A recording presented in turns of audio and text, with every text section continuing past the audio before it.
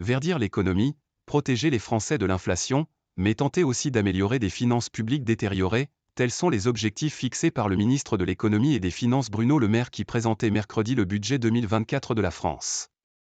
Désendetter la France tout en luttant contre l'inflation et en investissant dans la transition énergétique, le gouvernement a présenté, mercredi 27 septembre, un projet de budget pour 2024 qui répond à ces trois défis, avant des débats parlementaires qui s'annoncent mouvementés. Le gouvernement est confronté à une équation difficile dans son projet de budget, le premier à vouloir tourner la page des crises sanitaires et énergétiques.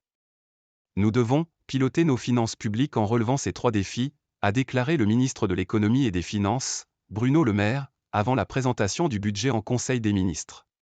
Quelques 16 milliards d'économies sont prévues l'an prochain ainsi qu'une nouvelle taxe sur les autoroutes, mais dans un contexte de relèvement drastique des taux d'intérêt. Si nous appuyons sur l'accélérateur budgétaire, nous irons dans le décor, a-t-il prévenu. Les débats s'annoncent toutefois électriques au Parlement. Privé de majorité absolue à l'Assemblée et probablement de soutien dans l'opposition, le gouvernement pourrait se résoudre à une adoption sans vote en recourant, comme l'an dernier, à l'article 49A3 de la Constitution.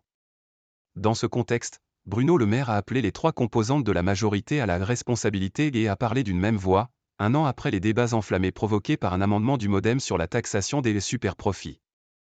Les dépenses de l'État passeront de 496 à 491 milliards d'euros.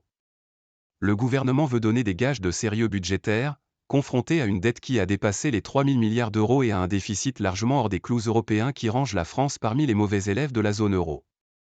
C'est pour lui une question de crédibilité avant le verdict, ces prochaines semaines, d'agences de notation sur la santé financière de la France. L'essentiel des économies proviendra de la suppression progressive des mesures exceptionnelles permettant d'alléger la facture d'électricité des ménages et des entreprises, environ 14,5 milliards d'euros. S'y ajouteront les réductions des aides à la politique de l'emploi, 1 milliard, 700 millions issus de la réforme de l'assurance chômage, le report d'une partie de la baisse d'impôt de production, CVAE, pour les entreprises, la suppression de l'avantage fiscal pour le gazole non routier ou l'augmentation du malus sur les véhicules polluants. Bruno Le Maire s'est aussi dit ouvert, lors des débats à venir, à une réduction de 71% à 50% de l'abattement fiscal pour les locations meublées touristiques de type Airbnb. Au total, les dépenses de l'État passeront de 496 à 491 milliards d'euros, hors charge de la dette. L'objectif est de ramener le déficit de 4,9% du PIB cette année à 4,4% en 2024, un chiffre jugé optimiste par le Haut Conseil des finances publiques, puis à 2,7% en 2027, sous la limite européenne de 3%. L'endettement reculerait moins résolument, stable à 109,7% du PIB en 2024, pour atteindre 108,1% en fin de quinquennat, loin au-dessus du maximum européen, 60%. Création d'une nouvelle taxe sur les autoroutes et aéroports. Mais s'il souhaite resserrer un peu les cordons de la bourse, l'exécutif entend continuer à s'ériger en défenseur du pouvoir d'achat face à une inflation qui commence à refluer mais qui reste un sujet politiquement sensible.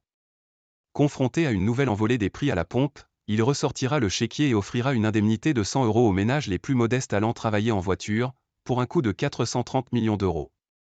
L'indexation sur l'inflation du barème de l'impôt sur le revenu, 4,8%, des retraites, revalorisées de 5,2% au 1er janvier, et des prestations sociales, 4,6% au 1er avril, pèsera 25 milliards d'euros. Dans un projet de loi également présenté mercredi, le calendrier de négociation commerciale entre la grande distribution et ses fournisseurs est avancé avec l'espoir d'accélérer la baisse des prix dans les supermarchés. S'ajoutent d'autres contraintes freinant la baisse des dépenses, au premier rang desquelles une charge de la dette qui augmentera à plus de 52 milliards d'euros l'an prochain et risque de devenir à l'avenir le premier poste budgétaire devant l'éducation nationale. La stratégie de réarmement des services publics limite également les marges de manœuvre, avec près de 5 milliards de crédits supplémentaires pour l'armée, la police et la justice, et 3,9 milliards pour l'enseignement scolaire, ainsi que près de 8300 agents de l'État supplémentaires. La transition écologique bénéficiera quant à elle de 7 milliards d'euros supplémentaires en 2024. Du côté des recettes, une taxe sur les autoroutes et les aéroports rapportera 600 millions par an, tandis que la lutte contre les fraudes fiscales et sociales sera renforcée. Au-delà, l'exécutif maintient sa ligne rouge, pas d'augmentation d'impôts. Il s'agit même de les baisser ces prochaines années.